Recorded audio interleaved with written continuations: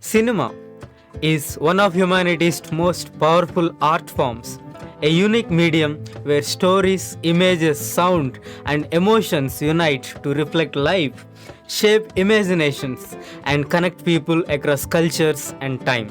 Hello everyone, I am Ashok, a faculty in the Department of English at VJEC.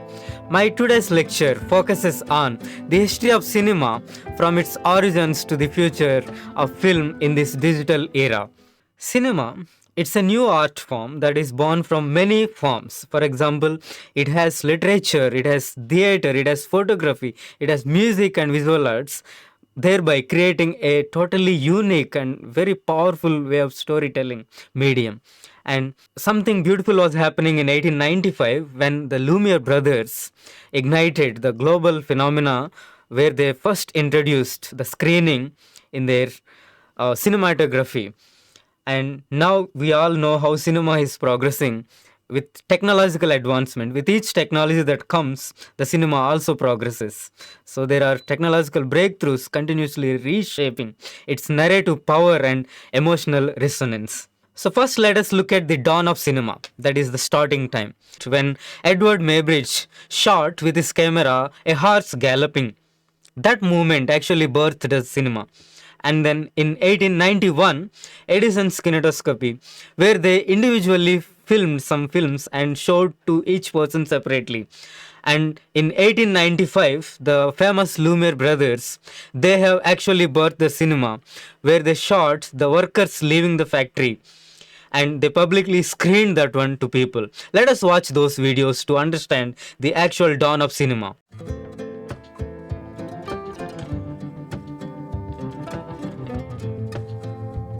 And in 1902, George Méliès actually revolutionized cinema. Although silent films, his film, The Great A Trip to the Moon, showcased that cinema can make people wonder, because he has brought in a rapid development by using simple images. And this film, A Trip to the Moon, is a sci-fi where people go a trip to the moon, and that has revolutionized. The cinematic language has come into effect with that film, and later on it was taken over by the world famous Charlie Chaplin. 1920s, 30s and even 40s could be rightly termed as the golden age of Hollywood, because that time so many people like Charlie Chaplin, George Méliès were making silent era films. But in 1927, The George Singer was the first film that introduced sound, and that changed the storytelling forever. And 1930s and 40s in Hollywood, studio culture started flourishing and creating a lot of iconic stars, actors and actresses that brought people to the movie theaters, and cinematic epics that defined that era that now we call as the golden age of Hollywood. And in the parallel time, something beautiful was happening in the Indian arena. In 1913, Raja Harishchandra, directed by Dada Saheb Phalke, became the first feature-length film in India, and Dada Saheb Phalke is rightly called as the father of Indian cinema. And at the same time, various film industries started flourishing in India with Tamil, Telugu and Malayalam, Kannada and Marathi, apart from the Hindi. All these languages started producing films. And one of the earlier films in Tamil and Telugu was Kalidas. And when we look at the global arena again, a lot of cinematic movements that changed film language. These movements are the ones that resulted creating new genres into films. So, as I rightly discussed in the beginning, that film included music, literature, drama, emotion, sound, everything. German Expressionism in 1920s with films like The Cabinet of Dr. Caligari. You can see the poster over here. That utilized distorted visuals to convey psychological trauma that was happening in German in 1920s and later 30s. So those films have actually introduced the film influence, a lot of horror films, film noirs that are very famous even today. And in 1920s in Russia, Soviet montage, where they gave a lot of importance to editing techniques. So all the editing techniques that we are enjoying right now were taken shape in Soviet Russia in 1920s and 30s. You can see the films like the Battleship Potemkin, the perfect example of cutting and editing and all that was happening. And later on in 1950s and 60s, the French were trying to work with films. Directors like Godard and Truffaut, they broke the traditional narrative rules. They broke the three-act structure. They gave the open ending. They brought cinema into several structured manner with their experimental approach. So the films like Three by Truffaut were only minimal characters with a lot of open ending settings were all introduced in 1950s, the French new waves. And at 1950s, parallelly, Indian cinema, especially headed by Satyajit Ray, was making beautiful cinemas. Films like Pater Panchali and Apu Trilogy, they brought poignant realism.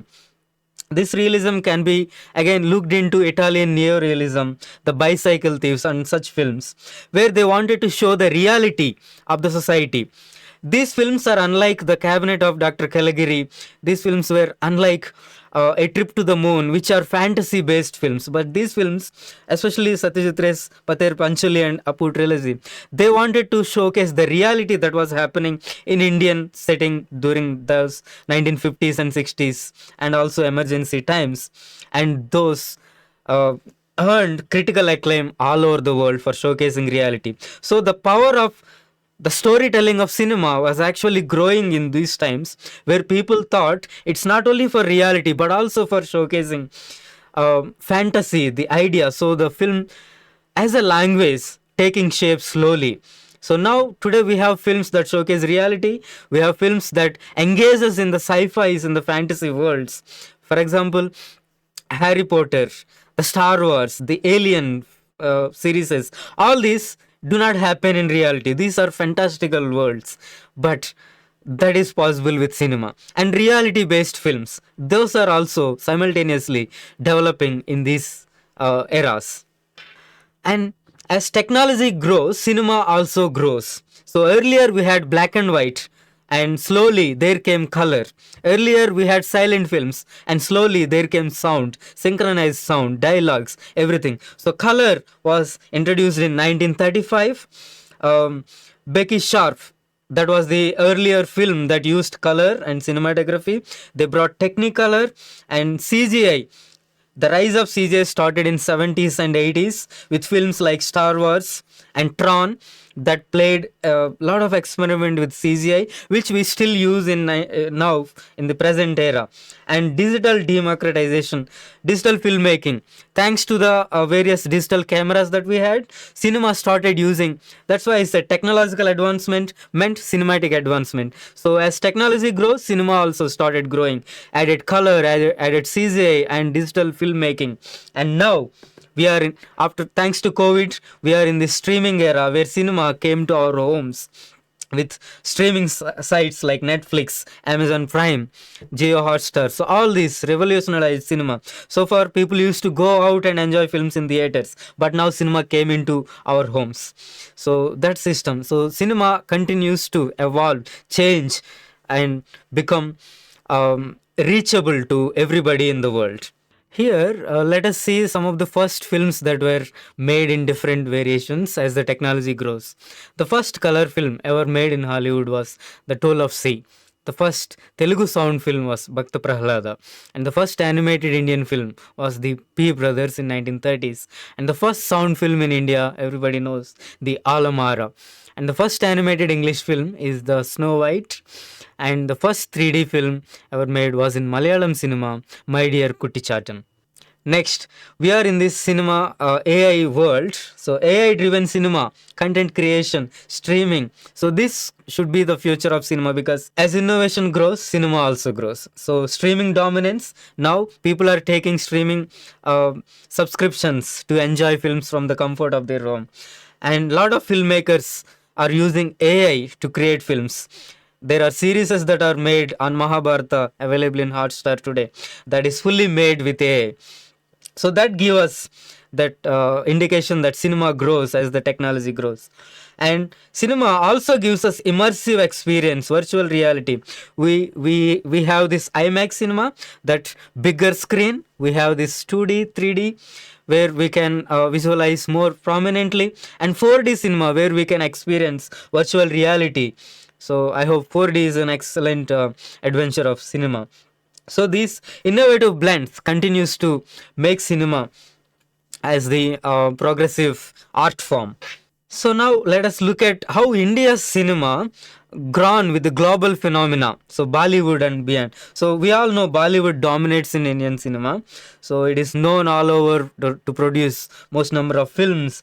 And unlike the Hollywood, Indian cinema, especially Bollywood, Tollywood, all those cinema, they include iconic blends of music, dance, and dramatic storytelling. So our storytelling, Indian storytelling in cinema, is unique in its own way, because it includes different culture that are not available in elsewhere in the world. For example, interval culture. Interval is not there in the Hollywood or world cinema, whereas for India that is very very important, because we have that three act structure. Okay, the opening, the setup, the conflict and resolution, three act structure that works very well in Hollywood. But Indian cinema, they have to bring in a mini three act structure to give interval in between. So Indian cinema is unique in that way. And also we have something called song culture. In Hollywood movies you have musicals, that is separate genre, but in this Indian movies we have this music blend. There are songs, there are choreography. So, for example, Triple R reached to more audience because of its music, because of its Natu Natu song, which ended up in winning Oscar awards. So, all this, and we have upcoming Varanasi, again headed by the famous S.S. Rajmouli. So, these films are going to show to the world the phenomena that Indian films are going to have on the world audience. We have so much reach in Hollywood now, Japan, so Indian cinema is also rising. So there are so many pioneers that shaped the cinematic journey. So initially we could give credit to Louis and Auguste Lumiere. So those are the Lumiere brothers that brought in cinematography, bringing cinema to masses. They were the first people that have screened cinema to a lot of gathering. When it comes to India, the father of Indian cinema, Dada Saheb Phalke, so he pioneered the narrative films in India. And when you look at Hollywood, of course, Charlie Chaplin and all those people are there. Alfred Hitchcock, one of my most favorite directors. So he mastered the suspense genre in cinema. He revolutionized cinema language with psychological thrillers. You have Stanley Kubrick, another master of storytelling, who has used this sci-fi genre. His 2001 A Space Odyssey is a classic example that was later used by Christopher Nolan to make films like Interstellar. So Satyajit Ray, an undisputed king in Indian cinema, he brought the auteur theory into India, and his films are a reflection of himself, and he's celebrated for realism and poetic storytelling. There are so many modern visionaries that are shaping the cinema today. Directors like James Cameron, Martin Scorsese, Tarantino, Christopher Nolan, Bong Joon-ho, S.S. Rajmouli. These people are currently redefining cinema, and cinema continues to grow. So you can see in this image a lot of influential films I have inserted here. So those are the films that really shaped, and those are the pioneers that have shaped cinema's journey till today. So cinema is an enduring magic, enduring language, enduring storytelling, a universal language of art and emotion. Why is it the most famous, the most prominent, the most enjoyed form of art form today? Because it is continuously evolving. Its language evolves, serving as the powerful reflection of humanity's shared stories, dreams and challenges, all those things reflected in cinema. And its artistic convergence. There are so many arts that are converged in cinema. So not only the art, the technology, the culture, everything constantly evolving and innovating to give us expressive forms and boundless innovations. The future promises to be very innovative and inviting us to imagine, feel, and connect in ever more profound ways as it continues to boundlessly innovate and evolve. And it is the most celebrated art today.